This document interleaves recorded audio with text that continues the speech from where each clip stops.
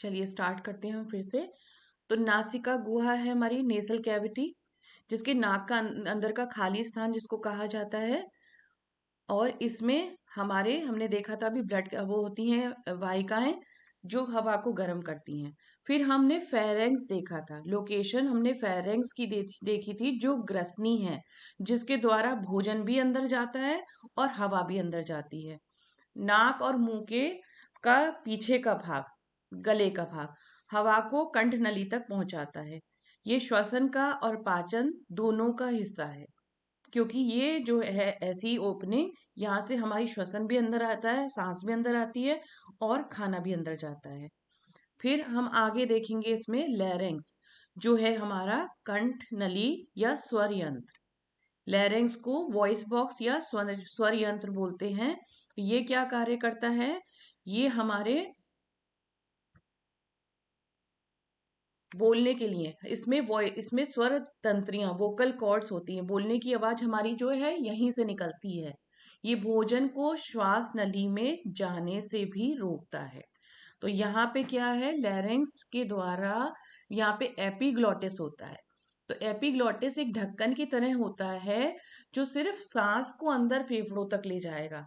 अब भोजन का और सांस का विभाजन यहाँ से हो जाता है।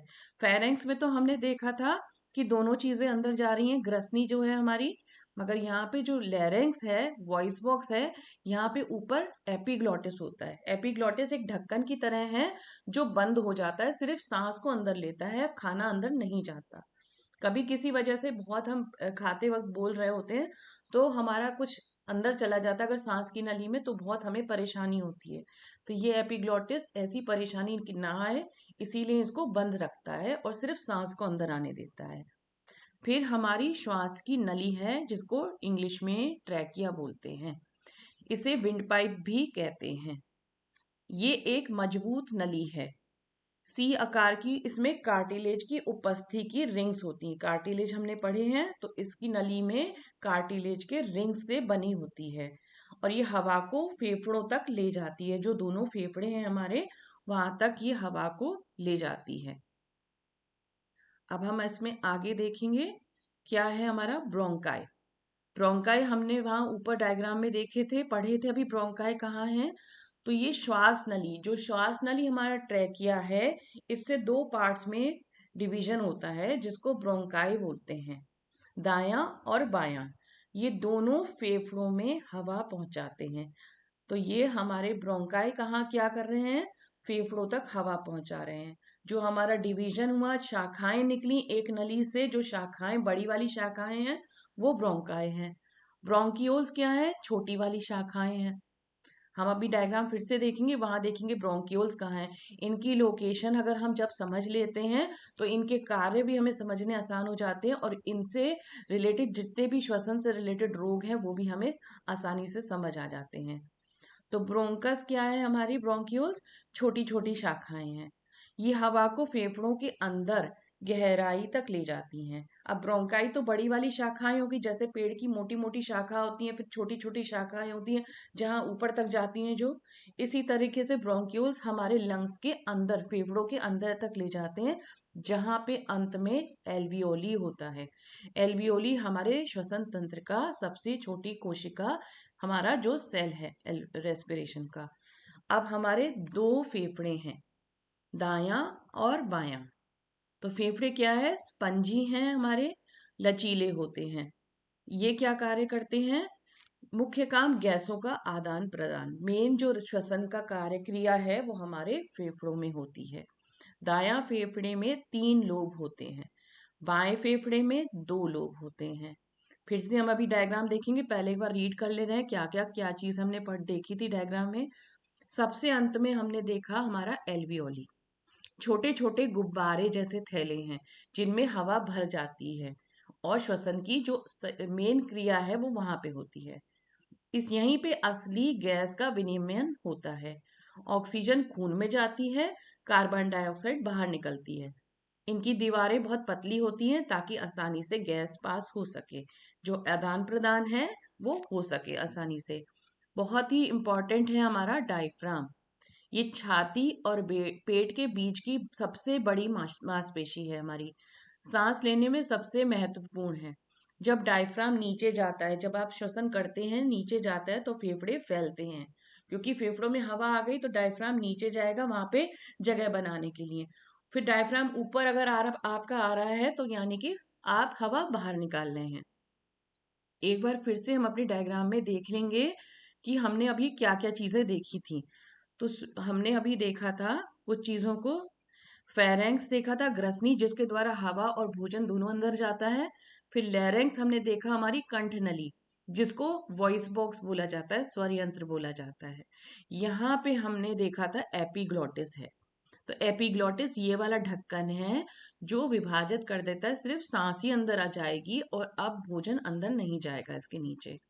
ये हमारा ट्रैकिया है जो हमारी श्वास की नली है। ये कार्टिलेज के रिंग्स हैं जो हमें दिख रहे हैं गोल गोल से। फिर यहाँ से विभाजन हुआ हमारा ब्रोंकाई में, बड़ी वाली शाखाओं में।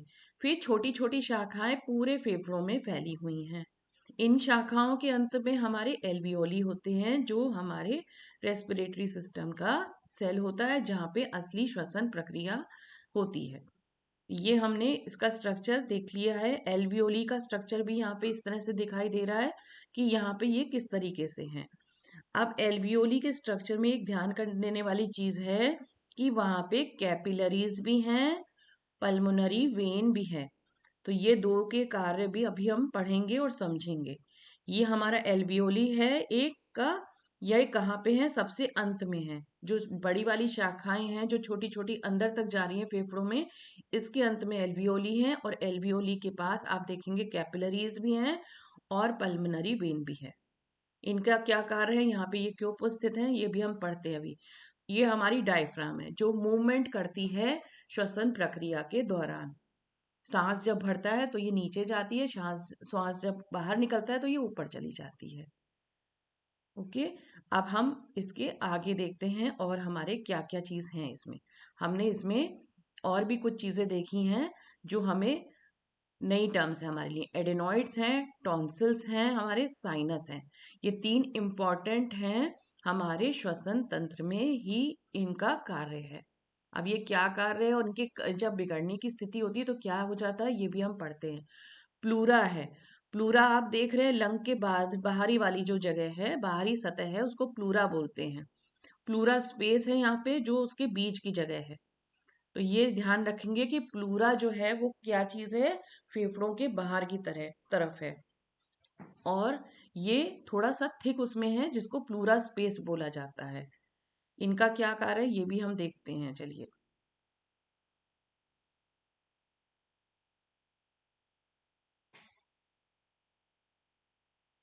ये हमने एल्वियोली को भी एक अलग तरीके से देख ले रहे हैं पहले। ये हमारा एल्वियोलस है, मतलब एक सिंगल। ये मेम्ब्रेन है, एल्वियोलर सैक है इसका, जहां से अंदर सांस जाती है।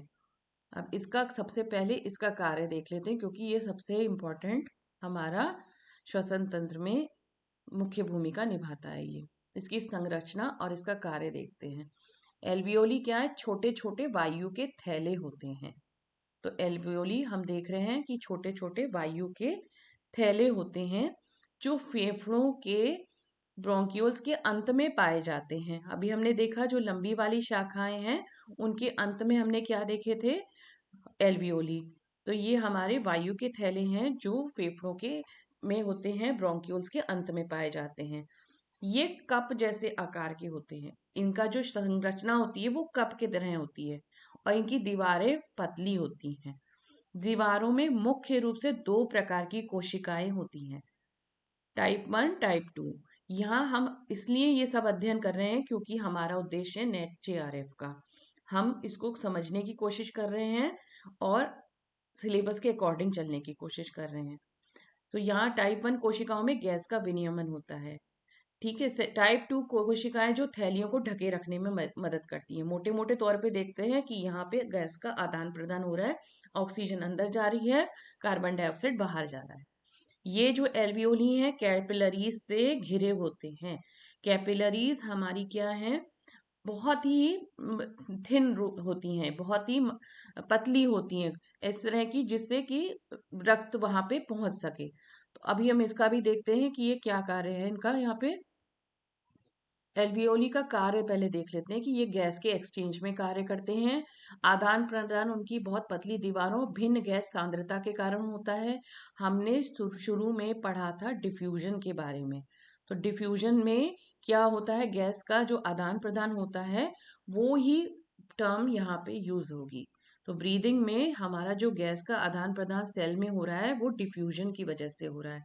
प्रोसेस का नाम है हमारा डिफ्यूजन। ये इतने अधिक एल्वियोली होते हैं फेफड़े में कि ये प्रक्रिया तेज होती है और प्रभावी हो जाती है। तो ऐसा नहीं है कि हमारे पास, हमारे फेफड़े में एक ही एल्वियोली है, हमारे पास बहुत सारे छोटे छोटे सेल्स हैं जिनके द्वारा श्वसन की प्रक्रिया होती है और हमें पता भी नहीं चलता कितनी जल्दी से हो जाती है। ओके, अब हम इसके आगे देखते हैं क्या हमारा आया नेक्स्ट पार्ट। हमने साइनस देखा था, टॉन्सिल्स देखा था, एडेनॉइड्स देखा था। अब ये तीन चीजें बहुत इंपॉर्टेंट हैं। ये कहाँ है हमने देख ली लोकेशन, इनके क्या कार्य हैं ये देखते हैं। तो साइनस का पहले पढ़ते हैं कि साइनस क्या है हमारे। साइनस है खोपड़ी, माथे और नाक के बीच में जो होते हैं, नाक के आसपास की हड्डियों के अंदर हवा से भरी छोटी खाली जगह सॉरी, खाली जगह होती हैं। इनका क्या काम है, ये यहाँ पे होते हैं। माथे और नाक के आसपास की हड्डियों के अंदर हवा से भरी छोटी खाली जगह होती हैं। ऐसे तो ये हवा से भरी हुई हैं, तो ये क्या कार्य करती है, सिर को हल्का बनाती हैं, आवाज में एक गूंज देती हैं, एक एको साउंड आता है हमारी आवाज में, वो इनसे आता है। नाक को नम करने के लिए ये म्यूकस बनाती हैं। ये लाइन इंपॉर्टेंट है कि ये नाक में जो नमी है हमारी, हमने देखा था जब सांस अंदर आती है तो वहां पे हेयर है, नाक के अंदर नासिका छिद्र में बाल हैं, और वहां पे मॉइस्चर करने के लिए, नम करने के लिए हवा को कार्य किया जाता है। वो नम करने का जो म्यूकस है वो कहाँ बनता है, हमारा साइनस में बनता है। तो साइनस कार्य क्या कर रहे हैं, हमारा म्यूकस बनाने का कार्य कर रहे हैं। म्यूकस भी एक सेल है हमारे शरीर का, जो पानी के साथ जब जल तत्व के साथ मिलता है तो म्यूकस बना देता है। तो म्यूकस से क्या रहता है, हमारा वहां पे मॉइस्चर रहता है उस एरिया में, नाक के अंदर वाले एरिया में। इसका प्रोडक्शन साइनस के द्वारा हो रहा है। अब इसमें अगर म्यूकस ज्यादा प्रोडक्शन हो जाए, अगर किसी इन्फेक्शन की वजह से किसी हमारे गलत हमारे उसमें प्रॉब्लम आ गई है, उसकी वजह से अगर म्यूकस का प्रोडक्शन ज्यादा हो रहा है तो साइनस हमारे भर जाते हैं। यहाँ देखा है आपने, यहाँ पे दर्द हो जाता है और यहाँ पे चेहरा भी फूला फूला सा हो जाता है। तो इससे चेहरे और सिर में दर्द हो सकता है, भारीपन हो सकता है, जिसको हम प्रॉब्लम कहते हैं साइनसाइटिस।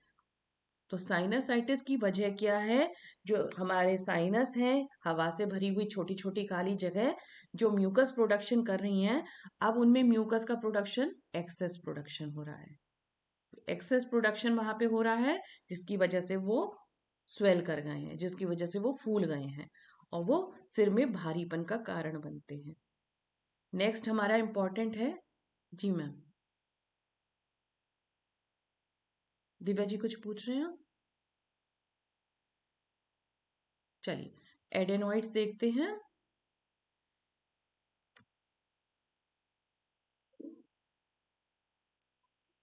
जी मैम।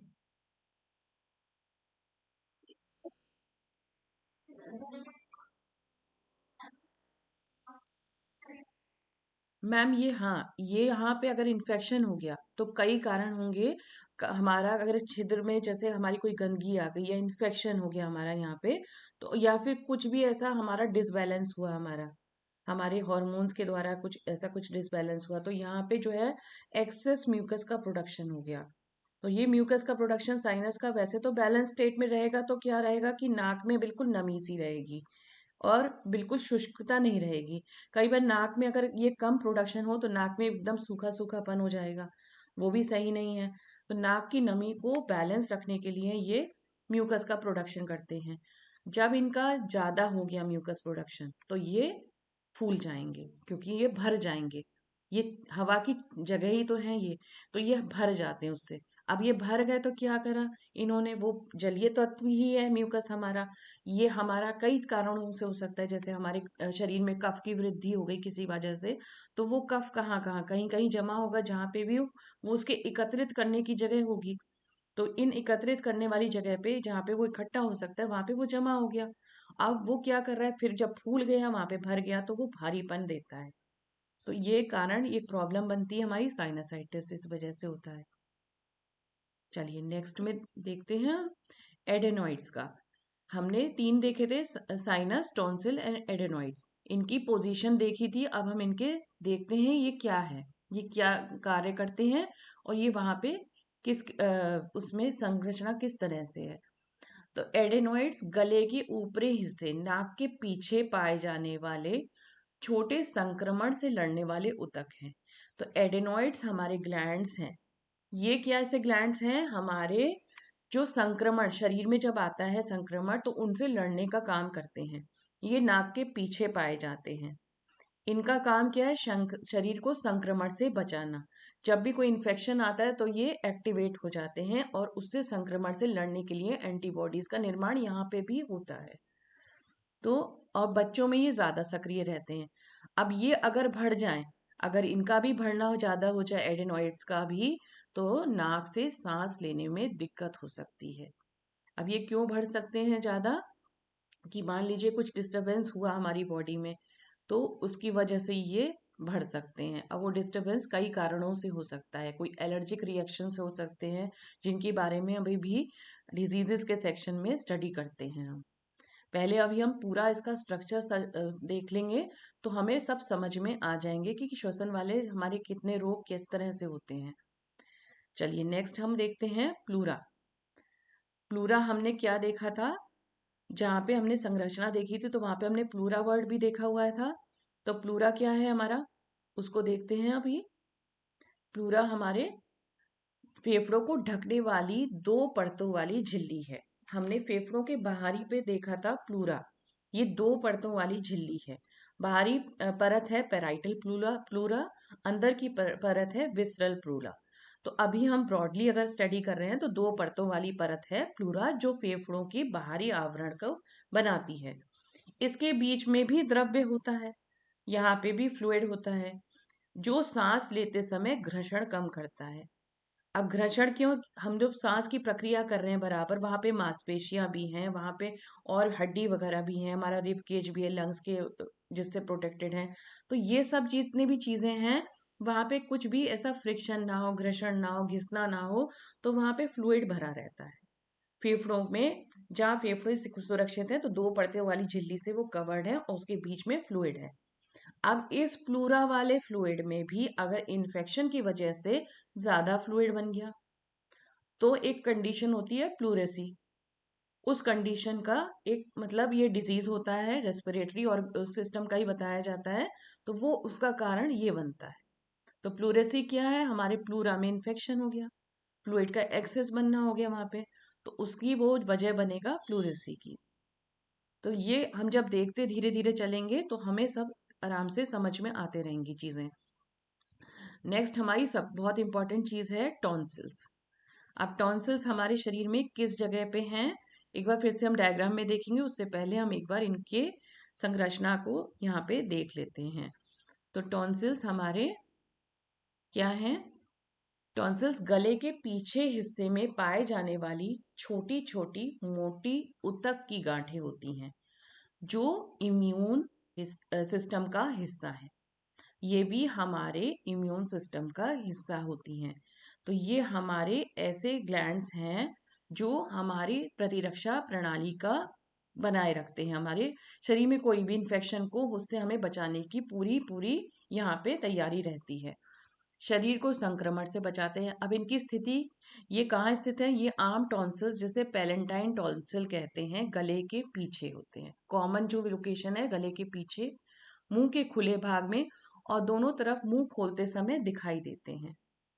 इनका क्या काम रहता है, मुंह में जैसे बैक्टीरिया, वायरस, ऐसे आदि हानिकारक जीवों से हमारी रक्षा करना।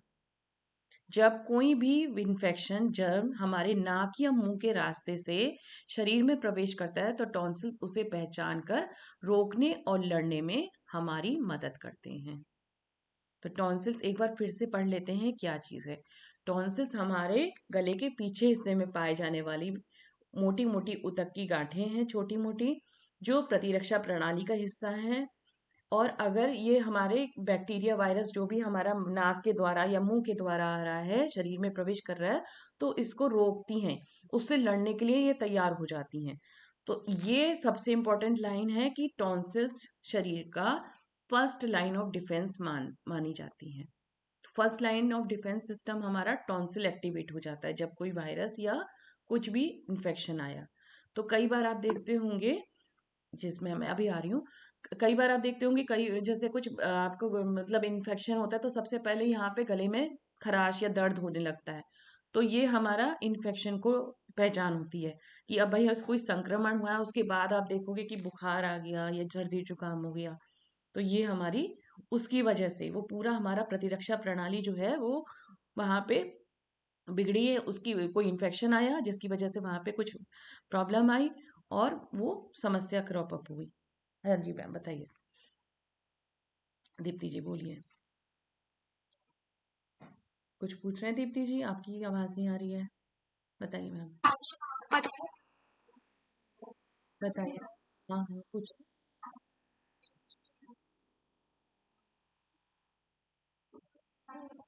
हाँ, उसका नाम बिल्कुल मैं मेंशन कर दूंगी। मुझे बस ये लग रहा था कि कुछ ज्यादा डेप्थ ना हो जाए, तो मैंने अभी मेंशन नहीं किया है। बहुत अच्छी क्यूरोसिटी लगी मुझे आपकी, मैं उसका नाम आपको बता दूंगी। ओके, तो चलिए अब हम आगे बढ़ते हैं इसमें। ये हमारे टॉन्सिल्स हैं। अब टॉन्सिल्स में अगर हमारी गड़बड़ी आ गई तो टॉन्सिलाइटिस हमने सुना है, टॉन्सिलाइटिस हो जाता है, वहां पे स्वेलिंग आ जाती है, कई बार उसको ऑपरेट भी करना पड़ता है। तो ये हमारे डिफेंस सिस्टम ही है जो हमारे शरीर में, हमने एडिनॉइड्स देखे, साइनस देखे, टॉन्सिल्स देखे, ये तीन हमारे श्वसन तंत्र में ही हम इसको स्टडी इसलिए करते हैं क्योंकि जो रोग होते हैं श्वसन तंत्र वाले, वो जब यहाँ पे प्रतिरक्षा प्रणाली गड़बड़ हो गई तो ये रोगों का जन्म दे सकते हैं जो श्वसन तंत्र से ही रिलेटेड हैं। आगे बढ़ते हैं हम, इनको एक बार फिर से पोजीशन देख लेते हैं। मुझे लग रहा है कि एक बार फिर से पोजीशन देख लें तो कुछ चीजें हमारी और क्लियर हो जाएंगी और बिल्कुल हमारा बेस श्वसन वाला तंत्र का स्ट्रांग हो जाएगा। चलिए एक बार फिर से अपने हम रेस्पिरेटरी सिस्टम को देख लेते हैं, कहाँ कहाँ क्या क्या चीजें हैं। चलिए, कौन बताएंगे कि कोई क्या क्या चीजें हमारे हैं, उसको एक बार। चलिए मैं रीड कर लेती हूँ। एडेनॉइड्स हमने पढ़े, टॉन्सिल्स पढ़ लिया अब हमने, फेरेंक्स हमारी ग्रसनी है जिसके द्वारा भोजन भी अंदर जाता है, हवा भी अंदर जाती है।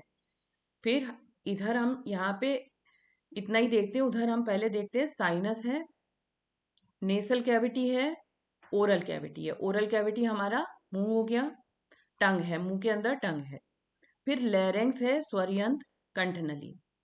अब हमारा लैरिंग्स के पास हमने एपिग्लॉटिस देखा। एपिग्लॉटिस हमारा ढक्कन है भाई। फेरेंक्स से तो हमारा भोजन और हवा दोनों अंदर गई, मगर एपिग्लॉटिस अब बंद हो गया तो लैरिंग्स तक सिर्फ हवा जाएगी। अब हवा जब लैरिंग्स के पास करेगी तब उसके बाद जाएगी ट्रैकिया पे। ट्रैकिया हमारी श्वास नली है। ट्रैकिया पे जो ये गोल गोल रिंग्स दिख रहे हैं ये हमारे कार्टिलेजियस रिंग्स होते हैं।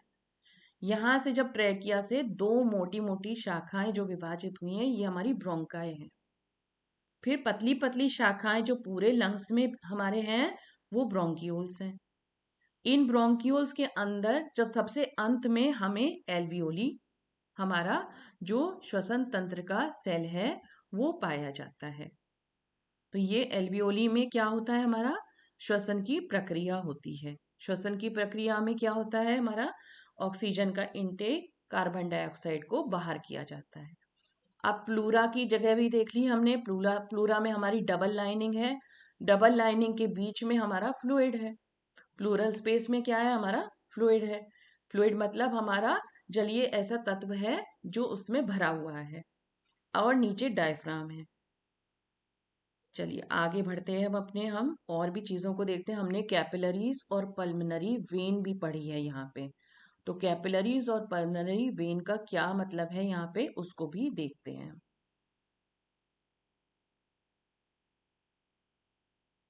चलिए, पल्मोनरी कैपिलरीज, अभी हमने देखा था वहां के एल्वियोली के स्ट्रक्चर में कैपिलरीज हैं।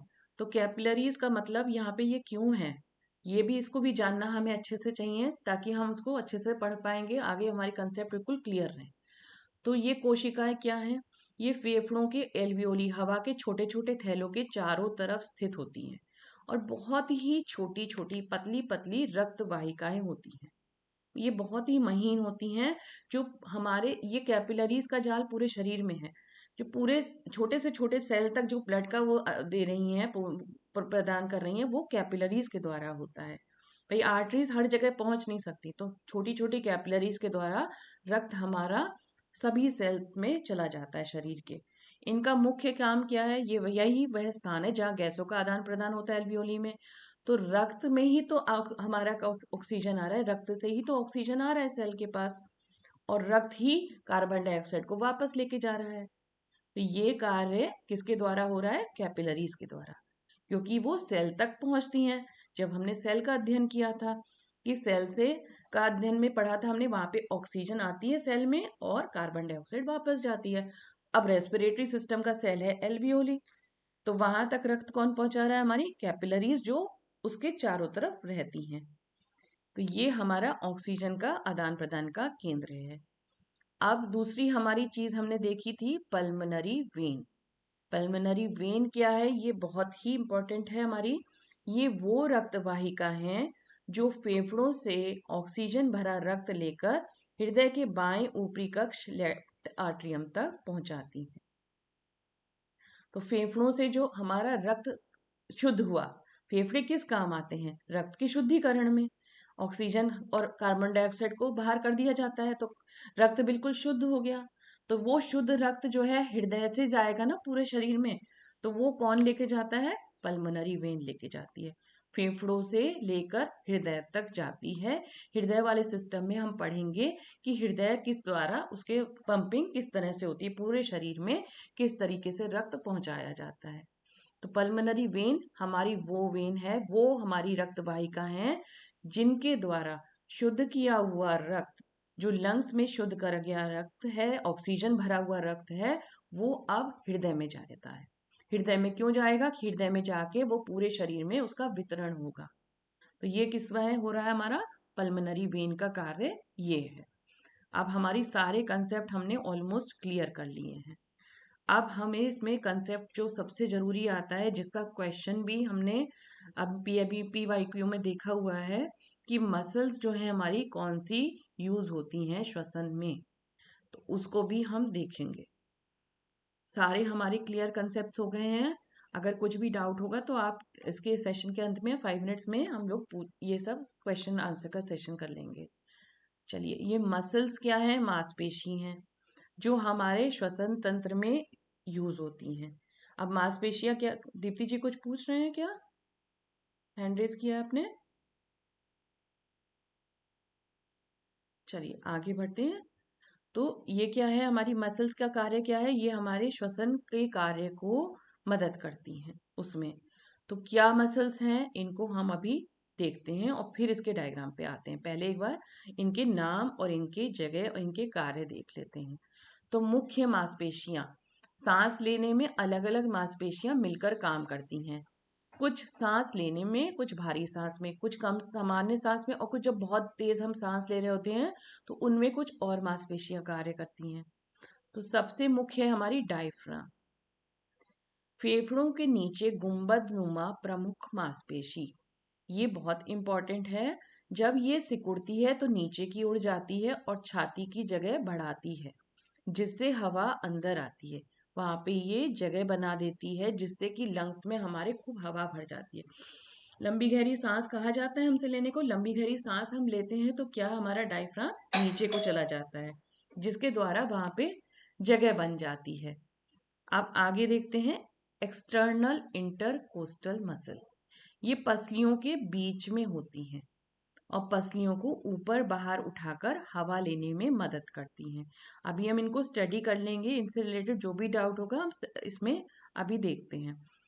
कुछ हमारी सहायक मांसपेशियां हैं, इंटरकोस्टल मसल्स, जो पसलियों के बीच में होती हैं, दूसरी परत। जब जोर से बाहर सांस निकालते हैं तो ये मदद करती हैं। अब एब्डोमिनल मसल्स हैं, ये एब्डोमिनल मसल्स भी कार्य कर रही हैं वहां पे श्वसन में। ये पेट की मांसपेशियां हैं। जब बहुत जोर से आप सांस लेते तो एब्डोमिनल ब्रीदिंग करते हैं हम, या जब हमसे योग में कहा जाता है कि आप एब्डोमिनल ब्रीदिंग करिए, पूरी श्वसन, पेट फुलाइए जब सांस अंदर जाए, और पेट को कम अंदर करिए जब सांस बाहर जाए, तो एब्डोमिनल मसल्स हमारी, एब्डोमिनल मांसपेशियां उसमें मदद करती हैं।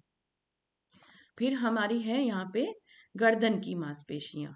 तो गर्दन की मांसपेशियों के नाम भी हैं, अगर हम उनको याद कर पाए या समझेंगे तो वो याद भी हो जाती हैं।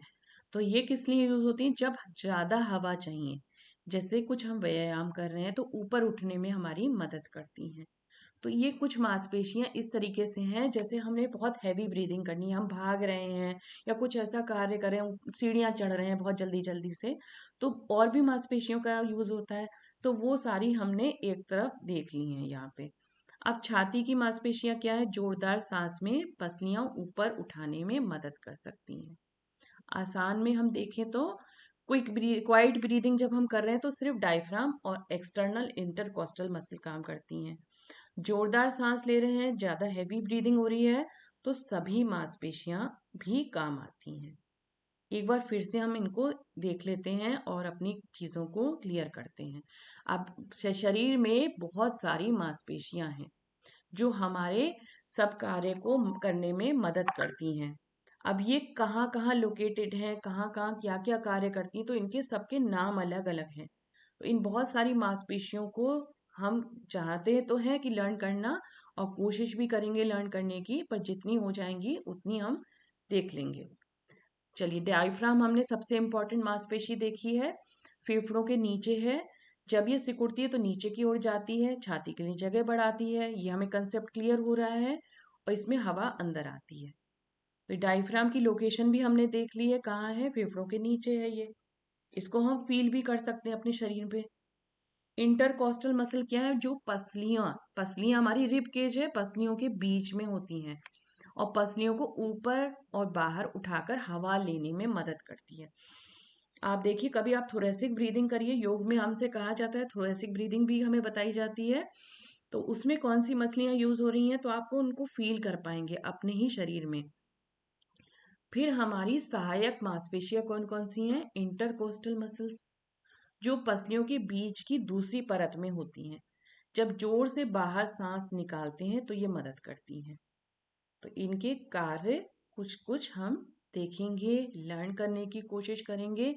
ये हमारी जो प्रोसेस है, क्या क्या मसल्स इन्वॉल्व होती हैं ब्रीदिंग में, किस सीक्वेंस में होती हैं, ये हमारा क्वेश्चन आ चुका है।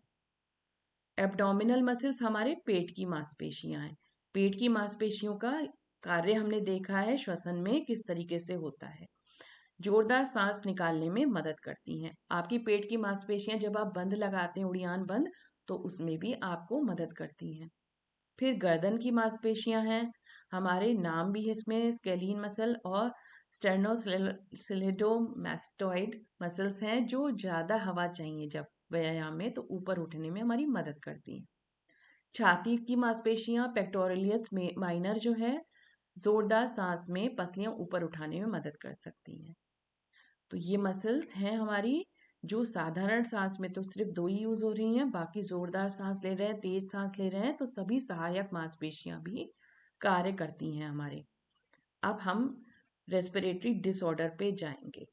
रेस्पिरेटरी डिसऑर्डर पे जाने से पहले एक बार मसल्स जो हमने देखी हैं उनका डायग्राम भी एक बार देख लेते हैं क्या है।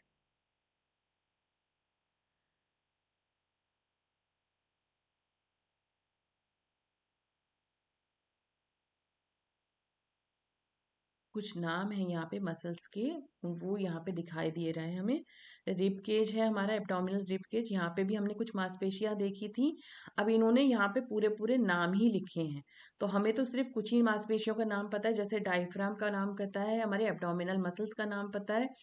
अब ऑब्लिक्स और एब्डोमिनस, ये जो राम है, ये रेक्टस एब्डोमिनस, ये भी इंपॉर्टेंट मसल होती है जो हमारे यहाँ बीच की तरफ होती है। इनको याद कर सकते तो करेंगे, नहीं हो सकती तो हम इनको कोशिश कर सकते हैं। फिर इंटरकोस्टल मसल्स हमारी यहाँ पे हैं, जो अंदर की तरफ है, रिब केज के अंदर की तरफ है, इनको बोलते हैं हमारी इंटरकोस्टल मसल्स। अब हमने इसमें और भी देखा था एक्सटर्नल वाली, ये एक्सटर्नल वाली जो बाहरी तरफ होती हैं, हमारे रिब केज के बाहरी तरफ होती हैं, जो सामान्य श्वसन में यूज होती हैं, वो हमारी इंटरकोस्टल एक्सटर्नल वाली होती हैं, एक्सटर्नल इंटरकोस्टल मसल। इंटर मतलब ये रिब केज के बीच बीच में पाई जाती हैं आपके। तो ये डायफ्राम और एक्सटर्नल इंटरकोस्टल हमारे सामान्य श्वास में यूज होती हैं। इंस्पिरेटरी और एक्सपिरेटरी में इतनी सारी हमारी यूज होती हैं मसल्स।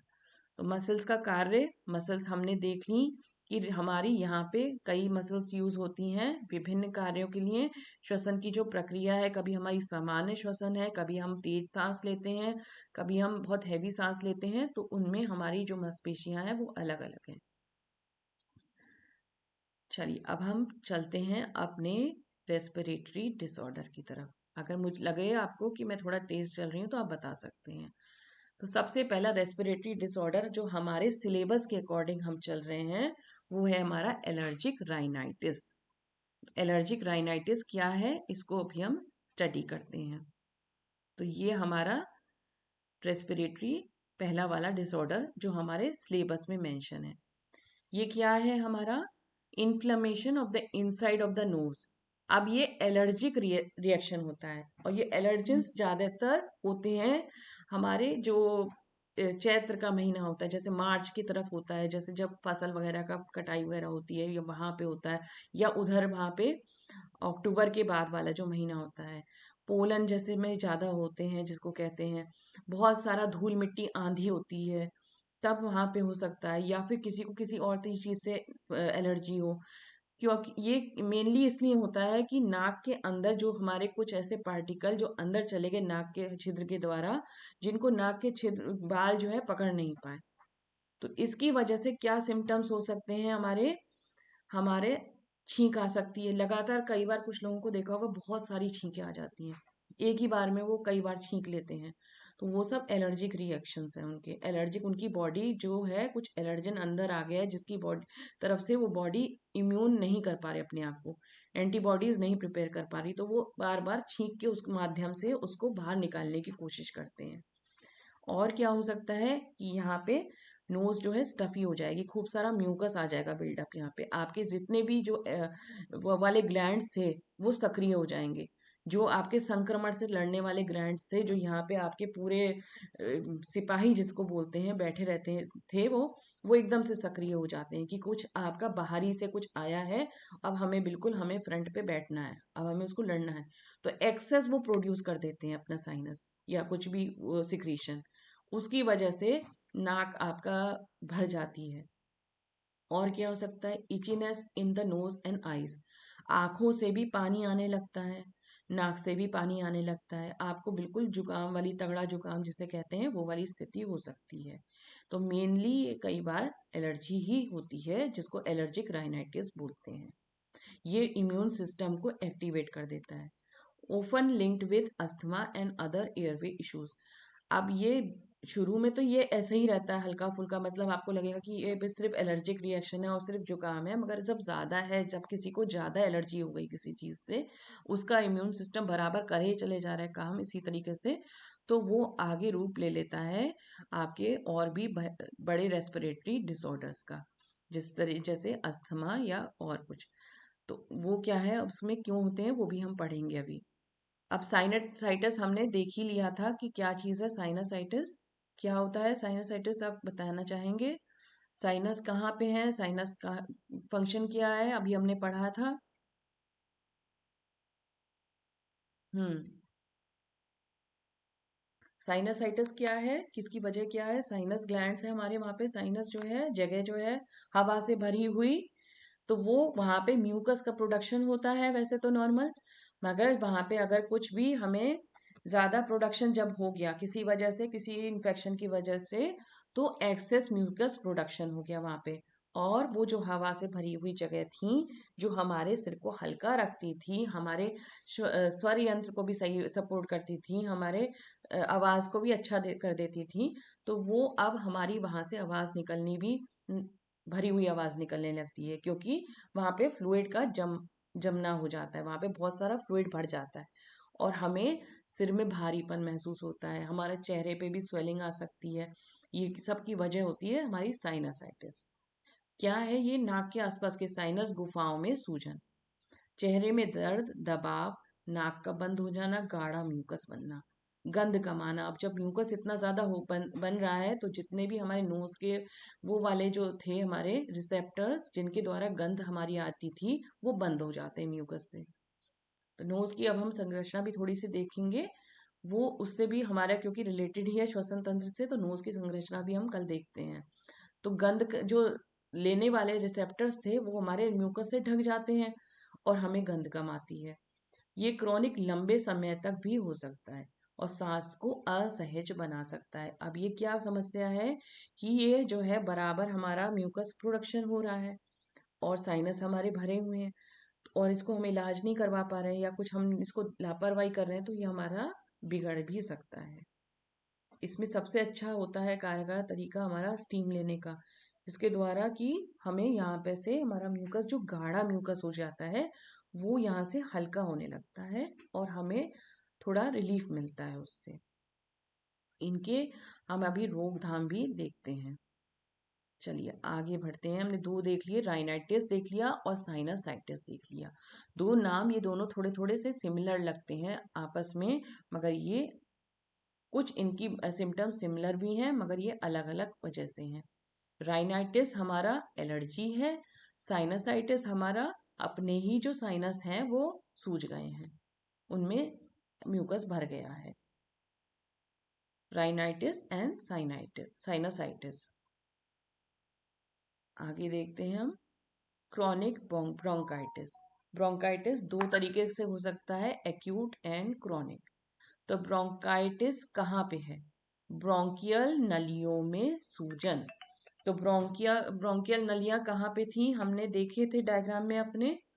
ब्रोंकाई है, फिर ब्रोंक्यूल्स है। तो ब्रोंकाई मोटी वाली शाखा है, फिर उसके आगे जो पतली शाखाएं हैं उनमें सूजन और बलगम बन जाए, तो अब क्या होता है? ब्रोंकाइटिस होता है। अब वो जो नलियां जब सूज गई, वो भर गई बलगम से, तो वहां से बलगम जो है इतनी डीप में पहुंच गया, तो वहां से निकलना भी थोड़ा मुश्किल होता है। आपने संरचना में देखा था कि ब्रोंकाई कहाँ पे हैं हमारे। तो इससे क्या होगा? लगातार खांसी, बलगम, सांस लेने में कठिनाई। तो एक बार फिर से अगर आप चाहें तो हम डायग्राम को देख सकते हैं कि कहाँ पे ये थे और क्यों इसकी वजह हुई कि वहां पे ये निकलना मुश्किल है, तो उससे हमें और कंसेप्ट हमारे क्लियर हो जाएंगे। देखिए, ये हमारे ब्रोंकाई हैं और ये जो हमारी पतली पतली जब जा रही है शाखा, ये हमारे ब्रोंक्यूल्स हैं। अब यहाँ पे जाके हमारा म्यूकस इकट्ठा हो गया, यहाँ पे जाके हमारा जम गया, तो क्या होगा कि यहाँ से निकलना भी तो मुश्किल है ना फिर ये पूरा पूरा, और इसको टाइम लगेगा थोड़ा सा, इसमें हमें पूरा पेशेंस के साथ इसका इलाज करना पड़ेगा, तब ये जाके हमारी जो नलिका ये पतली वाली यहाँ से हमारा इन्फेक्शन खत्म होगा। तो ये जो होता है जब तो इसको बोलते हैं ब्रोंकाइटिस। तो ये हमारी ब्रोंकाइटिस की लोकेशन हमने देखी कि ये कहाँ पे होता है। इसकी रोकथाम भी हम जो योग से द्वारा हो सकती है वो हम पढ़ेंगे।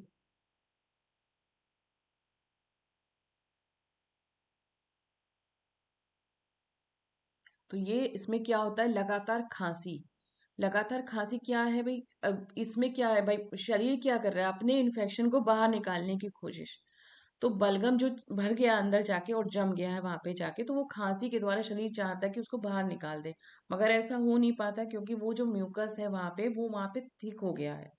अब उसको सांस लेने में भी कठिनाई होने लगती है व्यक्ति को, क्योंकि वो ब्रोंक्यूल्स इतने ज्यादा पतले और महीन होते हैं कि वहां से ही तो श्वसन की प्रक्रिया होनी है, तो वो जब वही ब्लॉक हो जाएंगे हमारी म्यूकस से, हमारी बलगम से, तो वहां से सांस आदान प्रदान नहीं हो पाता और व्यक्ति को सांस लेने में कठिनाई हो सकती है।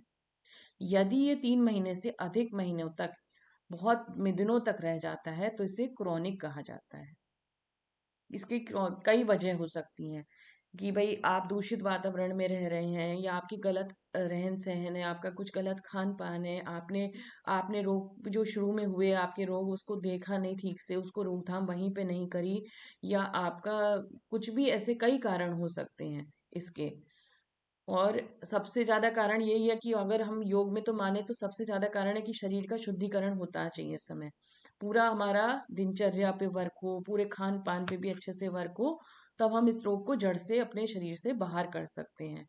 और हमारी यही कोशिश होनी चाहिए कि रोग को शुरू में ही उसको सही करने की कोशिश करनी चाहिए, क्योंकि जब रोग की अवस्था ज्यादा बिगड़ जाती है तो वो क्रोनिक का रूप ले लेती है, जिसको सही होने में भी फिर समय लग सकता है। और जिसका सही समय जब करना है तो फिर पूरे पेशेंस के साथ हमें करना पड़ता है। अब योग से कोई भी आप बीमारी का जब रोकथाम करते हैं तो पूरे पेशेंस के साथ आपको उसको नियमित करना पड़ता है। पर योग से करने का ये सबसे अच्छा है कि आपको कोई दवाई ऐसा कुछ नहीं है, और कोई आपको कुछ ऐसी परेशानी नहीं होती, आपको धीरे धीरे आपका सही पूरा जड़ से सभी चीजें सही हो जाती हैं। नेक्स्ट हमारा है chronic obstructive pulmonary disease, COPD। ये एक सीरियस कंडीशन होती है। इसमें क्या होता है कि फेफड़े फेफड़े की जगह हमने देख ली क्या है, फेफड़े वो भी देख लिए। फेफड़ों की दीर्घकालिक बीमारी है जिसमें वायु मार्ग कौन से हुए हमारे, ब्रोंकियोल्स वाले, ब्रोंकाई, यही जो है वायु मार्ग है हमारे, जिसके द्वारा श्वसन आ जा रहा है अंदर लंग्स में, वो सिकुड़ जाते हैं। वो सिकुड़ इसलिए जाते हैं, क्यों सिकुड़ गए, सिकुड़ जाते हैं का मतलब क्या हुआ यहाँ पे, क्यों सिकुड़ गए वो पैसेज हमारे, क्यों सिकुड़ गए, क्योंकि वहां पे म्यूकस जम गया। तो मान लीजिए वहां पे कुछ इतना करीब था हमारा पास मार्ग, इतना था मान लीजिए, ऐसा पैसेज था वहां पे। अब यहाँ पे म्यूकस की लेयर जमती चली गई, जमती चली गई, तो वो पैसेज हमारा सिर्फ इतना ही रह गया। इतना इतना करते करते ये सिकुड़ता चला जाता है, ये जमता चला गया और सिकुड़ गया वायु मार्ग। सांस लेने में फिर व्यक्ति को कठिनाई होगी ही होगी। अब इसमें लगातार खांसी होती है, बलगम होता है, फेफड़ों की वायु थैलियां क्षतिग्रस्त होने लगती हैं। क्षतिग्रस्त क्यों होने लगती हैं, क्योंकि उनपे वायु ही नहीं मिलती, वहां ब्लड सर्कुलेशन भी नहीं हो पाता फिर सही से, वो अपना कार्य ही नहीं कर रहे हैं, वहां तक वायु जा ही नहीं रही है, प्योर वायु वहां पे जा ही नहीं रही है, तो ब्लड आ भी रहा है तो वहां पे वो शुद्धिकरण हो ही नहीं रहा है ब्लड का, तो वो धीरे धीरे क्षतिग्रस्त हो जाते हैं। ये तो बहुत सीरियस वाली कंडीशन हो जाती है। अब लक्षण क्या है, लगातार खांसी, बलगम, सांस फूलना, घड़घड़ाहट सी आवाज आना। घड़घड़ाहट सी आवाज आएगी क्योंकि वायु मार्ग बहुत पतले हो गए हैं, तो जब भी सांस ली जाती है छोड़ी जाती है तो वो घड़घड़ाहट के साथ होती है। मुख्य कारण इसका धूम्रपान, बहुत ही दूषित प्रदूषित वातावरण में रहना, लंबे समय तक वायु मार्ग का ध्यान न रखना। भाई आप कहीं पे भी कुछ भी हम लोग कार्य करें अपने को स्वस्थ रखने के लिए कोशिश कर सकते हैं, प्रयास कर सकते हैं, बाकी तो हमारे कुछ प्रारब्ध हैं, कुछ कर्मफल है हमारे, सब उसके हिसाब से है। पर व्यक्ति अपने को स्वस्थ रखने की पूर्ण कोशिश करने में लगातार लगा रहता है, तो योगासन प्राणायाम के द्वारा अपने वायु मार्ग को आप साफ रख सकते हैं, अच्छा रख सकते हैं, स्वस्थ रख सकते हैं। तो उनका आप ध्यान नहीं रख रहे हैं, आपकी अनियमित दिनचर्या है, आपकी बंद कमरों में रहना, तो कोई कई इसके बहुत सारे कारण हो सकते हैं जिसके द्वारा हमारे श्वसन के जो अंग हैं वो धीरे धीरे क्षतिग्रस्त होने लगते हैं, और ये बहुत ही सीरियस कंडीशन हो जाती है, इसमें हॉस्पिटलाइजेशन की भी ज़रूरत पड़ जाती है। ऑक्सीजन मास्क लगाया जाता है और ऑक्सीजन फिर उसके द्वारा दी जाती है। ये बीमारी धीरे धीरे बदतर होती जाती है, और अगर इसको समय से ढंग से ट्रीट नहीं किया जाता है तो ये बहुत ही सीरियस हो जाता है, सीरियस इशू बन जाता है। तो इस तक ना पहुंचे तो इसके लिए व्यक्ति को अपनी श्वसन तंत्र को स्वस्थ रखने की पूरी कोशिश करनी चाहिए, और इसका सबसे अच्छा माध्यम है हमारा योग प्राणायाम के द्वारा। चलिए अभी हम लोग क्वेश्चंस को लेंगे थोड़े से। पूरा हमने आज श्वसन तंत्र को कंप्लीट कर लिया है, पूरे कंसेप्ट हमारे क्लियर हो गए हैं। एक एक ऑर्गन हमारा, जो हमारा श्वसन तंत्र में जो भी चीज़ें यूज़ हो रही हैं, जो भी हमारे श्वसन तंत्र से रिलेटेड हैं, वो हमने देख लिए हैं। बस हम नाक की संरचना का डायग्राम और देखेंगे, और फिर हमारा ये सिस्टम पूरा कंप्लीट है। इसके रोग भी हमने देख लिए हैं, और इसके रोग के रोकथाम भी हम और बेहतर तरीके से कल देखेंगे। आज हम इसको फिर से, इसको यहाँ पे डायग्राम के साथ कुछ क्वेश्चंस देख लेते हैं कि क्या हमारे इसमें श्वसन तंत्र में क्या क्वेश्चन है अभी। चलिए पहले आप लोग, कोई क्वेश्चन आपके मन में आ रहा हो, कुछ भी आपको कंसेप्ट क्लियर नहीं हो तो आप पूछिए प्लीज। सब कंसेप्ट क्लियर हैं, हमें श्वसन तंत्र का पूरा सब समझ में आ गया, प्रोसेस क्या हो रहा है, क्या क्या कार्य हैं सबके, सब हमें समझ में आ चुका है। मैं उम्मीद कर रही हूँ फिर सब चीजें क्लियर हैं। तो मैं पूछूं फिर क्वेश्चन सब। चलिए दोनों आप, अब कोई क्वेश्चन मैं पूछ लेती हूँ। चलिए एपिग्लॉटिस का क्या कार्य है? एपिग्लॉटिस है हमारे पास, उसका कार्य क्या होगा, बताएंगे दीप्ति जी?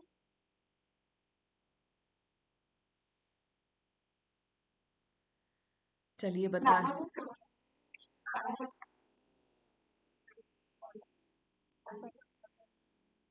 ठीक है, और इसका मैं अभी यहाँ बता देती हूँ। एपिग्लॉटिस हमारा, जब हमने फेरेंक्स, हमारी ग्रसनी से हमने जब हवा और भोजन दोनों ले लिया, अब वहां तक भोजन तो जाना नहीं है लंग्स तक, तो ये क्या करता है, ये लैरिंग्स तक जब जाना है हवा को, तो ये वहीं पे ऊपर उसके ढक्कन को बंद कर देगा, वहां पे से भोजन नहीं जाएगा, सिर्फ हवा हवा जाएगी। अब तो ये इसका कार्य है।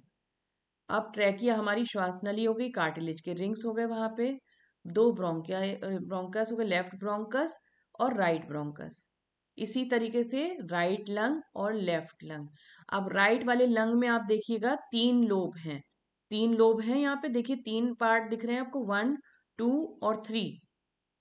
जो सीधा वाला फेफड़ा है सीधे हाथ का, उसमें तीन पार्ट हैं, और लेफ्ट वाले में सिर्फ दो पार्ट्स होते हैं। ये भी एक इम्पॉर्टेंट पार्ट है हमारा पॉइंट, कि राइट वाला लंग में 3 लोब्स हैं, लेफ्ट वाले लंग में only 2 lobes are there. Pleura का हमने देख लिया, कंसेप्ट क्या है। प्लूरा हमारे फेफड़ों के बाहर का आवरण है, जो 2 परत की झिल्ली है, जिसके अंदर फ्लूइड भरा होता है। यहाँ पे भी अगर एक्सेस फ्लूइड बिल्डअप हो जाए तो प्लूरेसी का रोग हो जाता है। फिर हमने डायफ्राम को देखा, उसके कार्य को देखा, ये सबसे इंपॉर्टेंट मांसपेशी हमारे सिस्टम की, उसको हमने पढ़ा था। कुछ और भी मांसपेशियां देखी हैं हमारे, जो हमारे ब्रीदिंग में, श्वसन में इस्तेमाल होती हैं, हमारी यूज होती हैं, उनको हमने पढ़ा था। कुछ हमने अपने ग्लैंड्स भी देख लिए, जो हमारे प्रतिरक्षा प्रणाली का हिस्सा है, जिनके द्वारा तुरंत हमारा कुछ भी अगर वायरस अंदर गया, कुछ गंदगी अंदर गई, तुरंत ये एक्टिवेट हो जाते हैं। अगर धूल का कण भी अंदर गया, वो निकल नहीं पाया, तो तब भी ये एक्टिवेट हो जाएंगे, जैसे हमने देखा था राइनाटाइस में। तो वो हमारा एलर्जिक रिएक्शन है। जब भी कोई धूल का कण या कुछ, हम किसी भी पोलन से, किसी भी चीज से एलर्जिक हैं, तो यहाँ पे फिर नाक में हमारा एक्सेस म्यूकस प्रोडक्शन हो जाएगा, और हमें खूब छींकें आने लगेंगी, जिसके द्वारा हमारा शरीर अपनी रोग प्रतिरोधक शक्ति को बढ़ाता है और उस रोग को बाहर निकालने की कोशिश करता है। साइनस, टॉन्सिल्स, ये सारे कंसेप्ट हमारे अब क्लियर हैं बिल्कुल ही। और हमने पल्मनरी वेन, जो हमने नीचे देखा था, पल्मनरी वेन क्या है यहाँ पे, वो भी हमने कनेक्ट कर ली है, पल्मनरी वेन और कैपिलरीज को। ये क्या कार्य कर रही हैं यहाँ पे, पल्मनरी वेन से हमारा जो शुद्ध करा हुआ लंग्स में जो शुद्ध कर गया रक्त है, अब वो फेफड़ों से लेकर हृदय तक पहुंचाने का कार्य करती है पल्मोनरी वेन। ये एक धमनी जो है, ये शुद्ध रक्त का फेफड़ों से लेकर हृदय तक लेकर जाती है। और कैपिलरीज हमारी पतली पतली रक्त वाहिकाएं हैं, जो हर एल्वियोली तक पहुंचती हैं, और वहां पे शुद्ध रक्त देती हैं उनको, ऑक्सीजन वाला ब्लड, और कार्बन डाइऑक्साइड वाला ब्लड वहां से लेके वापस आती हैं। ये कार्य हमारा कैपिलरीज के द्वारा होता है। अब ये जो म्यूकस और सिलिया और सेल्स हैं, ये कहाँ पे, हमारे यहाँ पे भी हैं। देखिए ध्यान से डायग्राम में कि ये म्यूकस और सिलिया और सेल्स ये यहाँ वाली जगह पे भी हैं। तो सिलिया हमारे हेयर लाइक होते हैं, जो अगर मान लीजिए कुछ यहाँ तक भी कुछ ऐसा हो गया, कुछ धूल वगैरह आ गई भी गई, मान लीजिए, वैसे तो नहीं आएगी, तो ये इस तरह से साफ करने का कार्य करते हैं। और ये भी यहाँ पे भी मॉइस्चर भी रखते हैं, जिससे कि जब भी कोई श्वसन, जब हमारी प्रक्रिया हो रही है तो वहां पे फ्रिक्शन या घर्षण ना हो। तो ये पूरा फ्लूइड से भरा हुआ और मॉइस्ट किया हुआ अंग हमारा है। यहाँ पे भी सेल्स भी हैं हमारे। सब चीज उम्मीद कर रही हूँ मैं क्लियर रहेगी, और इसको और अच्छे से आज पढ़ेंगे हम लोग। और फिर हम लोग कल इसका बस नोज की संरचना को और देख के फिर इसको हम लोग कंप्लीट करके दूसरे टॉपिक पे, दूसरे सिस्टम पे जाएंगे। चलिए अब हम यहीं पे कक्षा को विराम देंगे और शांति पाठ करेंगे। कमर गर्दन सीधी रखेंगे, हाथों को प्रणाम मुद्रा में करेंगे, आंखों को कोमलता से बंद करेंगे, लंबा गहरा सांस भरेंगे।